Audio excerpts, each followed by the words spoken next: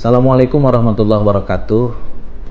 Saya baru saja mendapatkan kiriman berita dan sudah saya konfirmasi ke Kementerian Pan RB, ke BKN terkait dengan lebih dari 700 orang calon pegawai negeri sipil dengan formasi dosen di Kementerian Riset Teknologi dan Pendidikan Tinggi yang kemudian menyatakan mengundurkan diri dan mereka tidak bersedia untuk kemudian melanjutkan proses peng-SK-an dan penempatan sebagai calon pegawai negeri sipil.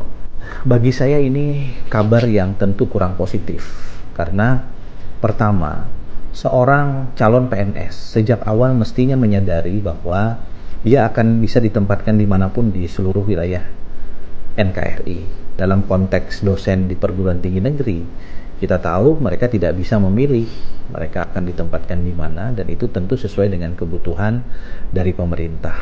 Yang kedua, dengan mundurnya mereka dalam proses yang sudah mau di SK-kan, mau ditempatkan, tentu merugikan formasi yang ada. 700 formasi itu bukan formasi yang kecil. Dan karena itu saya minta kepada Kemenpan RB dan Kementerian Riset Teknologi dan Pendidikan Tinggi untuk mengevaluasi proses rekrutmen ke depan, agar misalnya proses rekrutmennya sejak awal jelas penempatannya di mana. Saya tahun 2005 dulu mengikuti seleksi CPNS di Kementerian Pendidikan Nasional untuk menjadi dosen di PTN. Dari awal jelas akan ditempatkan di Fakultas Hukum Universitas Lambung Mangkurat misalnya. Dan ketika kami ikut, jumlah formasinya jelas, SK-nya juga jelas ditempatkan di situ. Ini untuk kemudian mengurangi kemungkinan-kemungkinan dan spekulasi-spekulasi orang akan mundur di tengah jalan hanya karena tidak siap ditempatkan di berbagai tempat. Dan yang terakhir tentu bagi saya sangat sedih.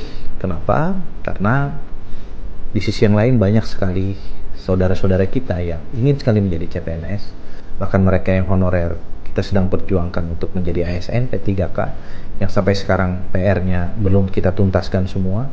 Di sisi yang lain ada yang sudah lulus tapi kemudian membuat keputusan seperti ini, dan ini dilakukan secara masif dan massal. Saya kira sekali lagi ini adalah pembelajaran untuk kita semua. Salam hormat dari saya, dari Gedung DPR RI Senayan, Jakarta. Assalamualaikum warahmatullahi wabarakatuh.